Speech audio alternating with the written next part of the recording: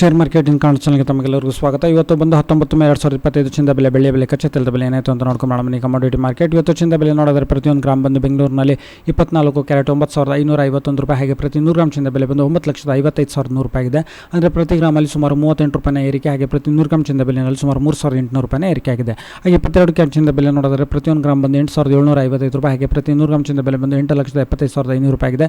ಪ್ರತಿ ಗ್ರಾಮಲ್ಲಿ 35 ರೂಪಾಯಿನ ಏರಿಕೆ, ಹಾಗೆ ಪ್ರತಿ 100 ಗ್ರಾಮ್ ಚಿಂದ ಬೆಲೆಯಲ್ಲಿ 3,500 ರೂಪಾಯಿನ ಏರಿಕೆ ಆಗಿದೆ. ಹಾಗೆ 18 ಕ್ಯಾರೆಟ್ ಚಿಂದ ಬೆಲೆ ನೋಡಿದರೆ ಪ್ರತಿಯೊಂದು ಗ್ರಾಮ್ ಬಂದು 7,163 ರೂಪಾಯಿ, ಹಾಗೆ ಪ್ರತಿ 100 ಗ್ರಾಮ್ ಚಿಂದ ಬೆಲೆ ಬಂದು 7,16,300 ರೂಪಾಯಿ ಆಗಿದೆ. ಪ್ರತಿ ಗ್ರಾಮಲ್ಲಿ 28 ರೂಪಾಯಿನ ಏರಿಕೆ, ಹಾಗೆ ಪ್ರತಿ 100 ಗ್ರಾಮ್ ಚಿಂದ ಬೆಲೆಯಲ್ಲಿ ಸುಮಾರು 2,800 ರೂಪಾಯಿನ ಏರಿಕೆ ಆಗಿದೆ.